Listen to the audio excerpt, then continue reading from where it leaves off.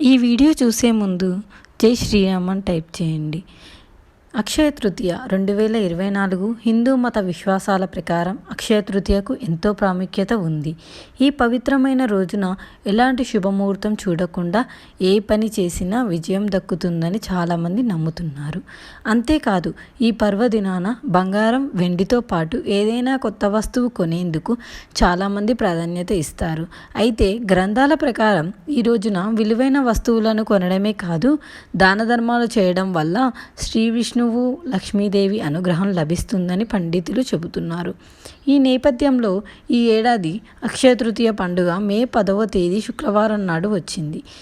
ఈసారి వచ్చిన అక్షయ తృతీయ వేళ అనేక శుభయోగాలు ఏర్పడనున్నాయి. ఈ సందర్భంగా శుభ సమయం, పూజా విధానం గురించి పూర్తి వివరాలు ఇప్పుడు తెలుసుకుందాం. ఈ ఏడాది అక్షయ తృతీయ 10 మే 2024 శుక్రవారం ఉదయం 4:17 ప్రారంభమవుతుంది. మరుసటి రోజు అంటే మే 11న తెల్లవారుజామున 2:50 ముగుస్తుంది. మే 10వ తేదీన శుక్రవారం ఉదయం 5:49 నుంచి మధ్యాహ్నం 12:23 వరకు అక్షయ తృతీయ శుభ సమయం ఉంటుంది. ఈ సమయంలో చేసే ఏ పనిలో అయినా మంచి విజయం సాధించవచ్చని పండితులు చెబుతున్నారు.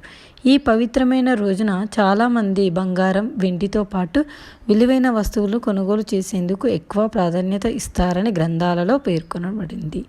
అక్షయం అంటే ఎప్పటికీ తరగనిది. హిందూ పురాణాల ప్రకారం వేద వ్యాస మహర్షిని శ్రీ మహావిష్ణువు అవతారంగా పరిగణిస్తారు. వ్యాసుడు అక్షయ తృతీయ రోజునే మహాభారతాన్ని రచించడం మొదలుపెట్టాడు. అంతేకాదు ఈ పవిత్రమైన రోజే గంగమ్మ తల్లి దివి నుంచి భువికి దిగి వచ్చింది. కుబేరుడు అక్షయ తృతీయ రోజున లక్ష్మీదేవిని పూజించి ధనవంతుడయ్యాడంట. మహాభారతంలో శ్రీకృష్ణుడు ద్రౌపదికి చీరను ప్రసాదించింది కూడా ఈ రోజే. ఇంత అద్భుతమైన రోజున బంగారంతో పాటు ఖరీదైన వస్తువులను కొంటే తమ సంపద, శ్రేయస్సును పెరుగుతుందని చాలామంది నమ్ముతున్నారు.